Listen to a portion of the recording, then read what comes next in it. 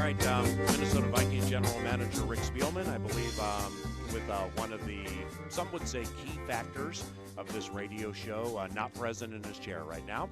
I think to steal a general managerial or a coach cliche, I guess it'd be next man up. We just got to move on with Sans Paul Charchian for the beginning of the interview. Paul Allen, Ben Lieber, and now running into the game, causing a delay of game penalty where we're now 12th backed up. man on the field, 2009, right here. Well, someone was supposed to lock you in the bathroom. I can't believe you got out. Okay. That's not the way this was going real smooth till you showed up. Right on, man. So I think for the remaining show today and tomorrow, now Fahu Tahi will be your nickname off that there reference. We go. Hi, Rick. How are you? Very good. Thanks for having me on. I always enjoy this. Right on. Combine 2020. Do you really? Yeah, no, I do enjoy this. Good. It's a favorite time of the year. It's a tradition. Yes. Yeah. Well, it beats the alternative. I mean, being in the hotel room looking for nickels and dimes and quarters between like couch cushions and stuff like that, right?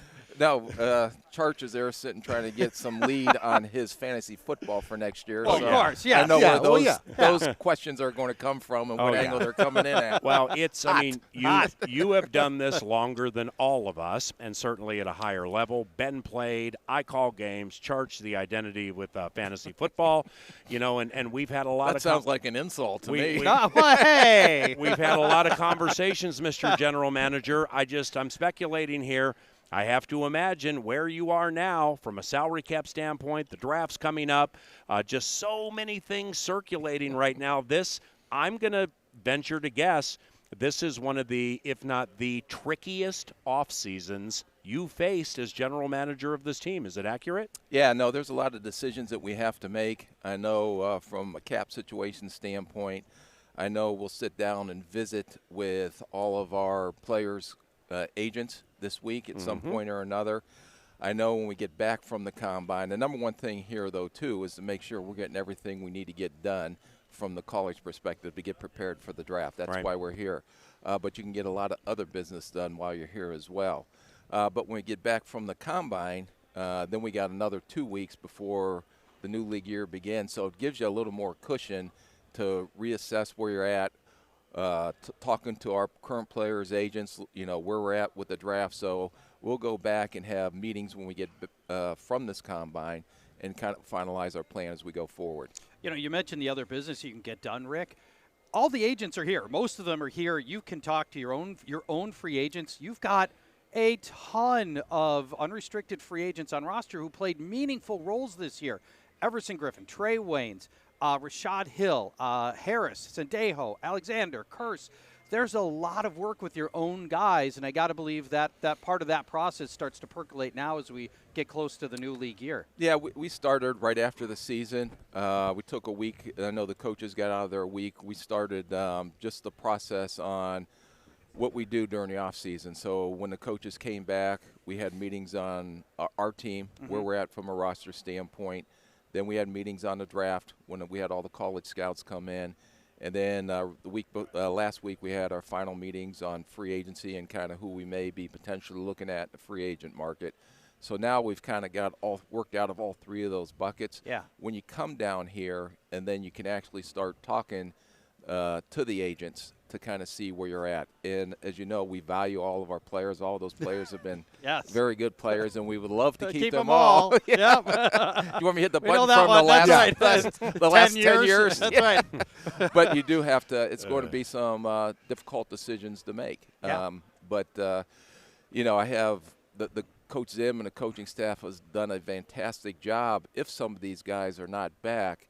And some of the young guys that haven't had an opportunity to step up, just, you know, an example of the Anthony Harrises of the world who finally got his opportunity. Right. You look at Eric Wilson when he had to go there and play. So there are a lot of guys that we feel that we have a really good young core behind those guys. And hopefully we can keep them all. More than likely we're not going to be able to. But you have to have faith and trust, which is proven year in and year out that these coaches do a great job developing these young talents. So when we do lose players, their new players are able to step in and we don't lose a beat. Well, you talked about the coordination right after the season between the coaches and your personnel people. I imagine part of that is you look at these free agents and you say, this guy's really, really important going forward. This guy might be in the middle. Maybe we can do without this guy. And then you also look at the depth you've got behind him and how confident you are there. And that helps maybe structure. But you have to weigh in also, okay, the depth of the draft at that position. Yeah, Can sure. we, if we don't sign this guy back, will we be able to fill that need in the draft? Yeah. Or and short term. Yeah, and that's the same thing in the free agent market. Mm-hmm. We've always built through the draft and complemented in free agency. But if player X we cannot keep or he's not going to be on the roster, are we going to have to go to the free agent market because that's a stronger area? Yeah. That's a stronger position in the free agent market than it maybe is in the draft, and we'll be able to fill that way. Or let's just hold on and wait because we don't have to play till September that we'll fill that spot when the draft comes. Ben Lieber has position flexibility, like Afadio Denebo. He plays here. He plays with the Vikings Entertainment Network. You have an interview with the VEN to do momentarily. Sneak one in for the GM quickly. Go. Yeah, I'll sneak in just a quick question. As you kind of went through the timeline of what's happening in the past to lead up to this point here at the Combine and then what's going to happen here before the new league starts, the March 20th date with the new league starting, and there are some contracts that sort of become guaranteed within the Vikings organization. Is that necessarily a deadline, or is that just a marker for you guys to start making decisions? For the fans' perspective, are they expecting things to happen the next 2 weeks or next 3 weeks before that March 20th deadline, or is it not really a deadline per se? No, there is a deadline because, for example, if a player X, has a $3 million league year roster on the first day of the league year or third day of the league year, okay, that roster becomes guaranteed. Well, we're not going to guarantee that roster and then cut the guy. Right. I mean, you can't do that. Yeah. That's foolish. So as we go through this, the final piece that comes in is the financial piece. And that's why Rob is in all our meetings as well, Brzezinski, our cap guy. And so he can lay out from a financial piece, okay, if you want to do X, Y, and Z, this is what it's going to look like against our cap. But you also have to understand that we do have some core young players still coming up through that if we do X, is that going to potentially affect us from signing Y maybe a year or two from now to a significant contract? All that plays into your decisions. Come back when you can, okay? Yeah, thank you. Ben Lieber. Ben, I'll come with you. Thanks. No. Hey, you don't get out that easy, right? With Kirk Cousins, where he is contractually for you guys off the best season of his career, do you have any interest in redoing, restructuring, or anything with his contract? A, to keep him here because he's really good, but B, to find some flexibility elsewhere? We've discussed all those things, and we'll finalize that plan. I know the most important thing is I know Gary Kubiak coming in as our offensive coordinator, Kirk playing in the same system for the second year in a row, which is first time. First time, yeah, right. So that makes a difference, but. Yeah. And the coaching staff, Coach Zim and the offensive staff, did a phenomenal job of identifying what works for him. And why he was so effective was because they focused on what he can do well, not what he can't do. Yeah. But that's for any player. If you look at any quarterback or whatever position, you want to try to hone in on what does this guy do best and how can we utilize that in our scheme. And he did. He had a phenomenal year last year. Yeah, I was just going to ask you to evaluate Kirk's season in your mind. How you feel like he progressed from last year to this year, and going forward, what would you like to see him do better? I think some of the things that you've seen, it was always a knock: can he win the big game? And I think in this system, being comfortable with the play action, the building up the running game being successful, able to take the shots downfield, because when he does have time, I think he's one of the most accurate quarterbacks in the league. Yeah. Not only short and intermediate, but the shots that he takes down the field. Mm-hmm. But, to go down in Dallas and win a big game down in Dallas on prime time, in a Denver game when we didn't play very well in the first half, to bring us back from that. Or even not to kill the game in the first half by trying too hard and accepting there is a second half. Right. And those are all the things. And, the New Orleans Saints game speaks for Yeah, itself. signature So game. You're seeing things that Kirk Cousins can do for this franchise, and that he did things this year that you're hoping that franchise-type quarterbacks can do. As long as you marry up the scheme and the system and us being able to still do the things we do well offensively, but also playing good defense. It's a whole team game. It's not just on the quarterback. I know usually the quarterback and the coach are going to get the biggest blame for it. But you've seen a lot of progression from his first year to his second year, familiar with the building, familiar with the people, and we're just expecting bigger things in the future going into next year with him. Well, Rick, your guys' work in the 7th round last year was spectacular, and needed too. I mean, because I think the biggest work was BC had to play, man. Yeah, no, it Chris was Boyd on special teams. How we got all those picks was I think we traded down 3 times in the 3rd round, and still got our guy in Madison, who we coveted in the 3rd round. Yeah. But a lot of that, and I give a lot of credit to Jamal Stevenson, our college director, and the phenomenal job the scouts do, to George Payton, is we really study and understand not only the players on that board, but when we move up and down, and what's the threat of moving up and down. And okay, if we move down 3 spots, could we lose the guy that we truly covet? There was an example. We had trades on the table when Bradbury was there and when Irv Smith was there. Well, we knew that if we traded out of that, we weren't going to get those guys because we knew they weren't going to last very much longer. So it's just having a feel for the opportunities of when those trades present themselves, when you pull the trigger and when you don't. And that ended up being pretty shrewd with Madison because the consensus was at the time of the draft that Madison was not going to go in the 3rd round. But you had targeted him. I think somebody correctly identified inside the organization, A, he's good, and B, we can move down and still get him. And that's some real draft savviness that ends up unlocking a lot of other players later. And I think that ended up being a sizable win for the team on draft day. And that's why we've always had the philosophy of being very active. But I do have a lot of faith in our system. I know how hard we study that, how many scenarios we go through to get prepared for that day. Yeah. It's, we don't get to play the following Sunday. We got 1 shot a year at this thing, and we put, I'm very blessed with a lot of smart people around me in specific areas. And I'd give credit to the analytics team, too, to Scott Kuhn and Rex Johnson. And the input they have is just another tool to help us make those decisions and hopefully making the right ones. Vikings GM Rick Spielman from the Combine, a second and final segment with the GM next. It's 9 to noon. So, in lauding you and the team's approach with the 7th round last year with Austin Cutting and Olabisi Johnson, and specifically Chris Boyd, we're going to have Mike Zimmer on the radio show tomorrow, so I'm going to ask him this too because he worked intimately with him in the secondary and the whole thing.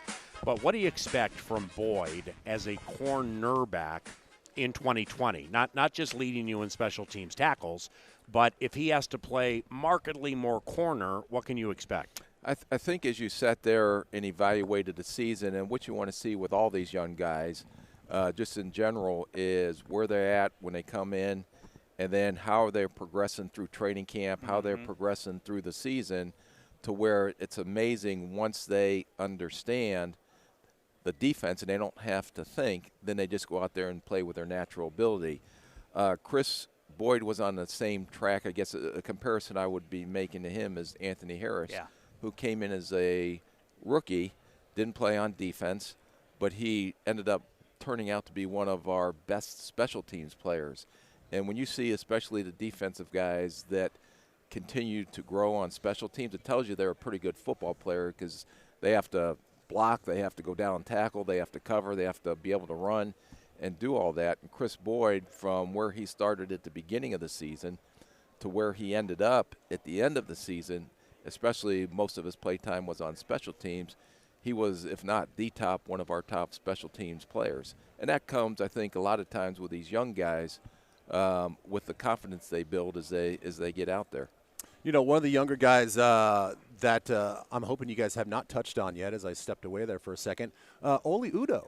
You guys found him out of Elon. I mean, a guy that did the best. Still doesn't have a lot of football snaps under his belt. Didn't start playing until he was much older in high school. But how do you see his development coming along, and what do you think he's going to contribute to 2020? I give a lot of credit to Andrew Janocko because he coached him down at the East-West game, and when we didn't make the playoffs last year, 5 of our coaches were down in that game, and it gave you an opportunity. It gave our coaches an opportunity to go down there to be with these guys in meetings, to actually coach them on the field for a week in practice. So when he came back, and we're getting into that Saturday realm, we had a lot of good intel on a lot of those guys that our coaches had for that week down at the East West. I think like Armand Watts. Yeah, Armand Watts was another example of that. And Robert Rodriguez, who coached down there, came back and was a big fan of Armand Watts. And Armand Watts played well for us. But I think, the one thing, I know we didn't play starters basically that last game against Chicago because we were locked in at the 6th seed. But we got all those guys out there and actually got them NFL game experiences, which is rare during a season where they can get a full game under their belt. You see them in the preseason, but now you get a chance to see them against Mac and guys like that. So when we went back and evaluated that tape, you can see how much progress these guys have made. And I give a lot of credit to Rico Dennison and all of our coaches because they are truly great developers of talent, and you see that as these guys keep coming up through the ranks. There could be another small school prospect who ends up being a similar story, and he's from Minnesota, St. John's guard Ben Barch, who went to the Senior Bowl and by most accounts looked pretty good. And, St. John's is a great Division III story, but generally don't have guys going to the NFL. Tell me a little bit, is he on your radar at all? Are you familiar with him at all? Have you had a chance to look at him? Where are you on Ben Barch from St. John's? Don't know anything about him. Next question. Right. No, he just like he did a phenomenal job down at the Senior Bowl. And when you get these young school kids or these small school kids get an opportunity to go on a stage like that, it's amazing to see how they respond to that. And I know watching him during the week, he played left tackle. They moved him inside to guard. People are going to determine whether he's a guard or tackle or not. But he matched up when he was at left tackle against some of the top pass rushers in the country down at the Senior Bowl. Mm-hmm. And then there was a little bit of an adjustment because that's a big switch going into guard. But you can see him progress through the week when he did get guard reps. So, he's one of those guys that went down there and stepped up and proved that he can play at a high level.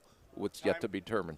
Time for two more. Ben Lieber, Paul Charchi, and Paul Allen, Vikings General Manager Rick Spielman from the Indianapolis Scouting Combine. Well, I was. My last question is going to be, you added Dom Capers to the defensive side. You've got Gary Kubiak on the other side. He's obviously been here for a year, but this is an NFL that seems to be trending younger. What are the benefits to having more experienced guys that are maybe a little older but have seen a lot of football? The benefits of having those guys in the office versus a bunch of young whippersnappers? I think there's a fine mix, and I think Coach Zimmer has done a phenomenal job of putting the old experienced guys together, and we got a lot of young new guys that are coming up through the ranks that we continue to try to develop, because not only is it important to develop players, but the coaches have to develop coaches as well. But that's one thing that makes Coach Zimmer so unique is whether it's a Gary Kubiak, whether it's a Dom Capers, all what he's trying to do is give us the best opportunity to go out there and achieve our goals. And if it's bringing experience like that can add a different twist here or there to what we're doing defensively, the impact that Gary Kubiak, no, Kevin Stefanski did a phenomenal job. He got a head coaching job. But Gary Kubiak's role in that offense and the impact he had and what a difference our offense took last year under Gary Kubiak. So those are the things I think make Coach Zimmer unique, is because there's no ego in the building. All that everybody wants to do is work together and try to achieve what we're ultimately trying to do, is win that Super Bowl. Now, Rick, last one from me, and I'm not going to read between the lines with Stefon Diggs and his tweets and things that have been speculated or guessed on nationally. Charge is like, Well, no, this is the last one. I wish you were going to drop a bombshell right here. It ain't happening. Why don't you answer, since you've heard me answer questions so many years? I probably could. This is the last one, and you can obviously. Well, thank you for having me on. I appreciate it. I just want to ask you one question: is when he left, where he is now, with the season from the weird week from 2-2 to picking up for Thielen, playing incredibly well, 3 touchdowns versus Philly, touchdown in the playoff game against the Niners, the whole thing. Are you comfortable he still wants to be part of this team? Yeah, no, we'll sit down with his agent, and Stefon is a very competitive player. but I also know what he means to this football team. Right. And to have blue type or top receivers, and I think we have the best receiver pair in the league, and or at least one of the top receiving cores, because that also helped make our quarterback more successful. And Stefon has done so much, not only in the community, but what he does to win games on the football field as well. Why wouldn't he be here? Right. Well, that one more was like a morning workout before a race, because your race is coming up over there now, and they're going to hit it in elongated fashion. So we just put you through that drill. You handled the drill beautifully. In fact, I think you could win the verbal Kentucky Derby. Thank you, Rick. Thanks. Rick Thank Spielman, you. General Manager, Minnesota Vikings, back after this.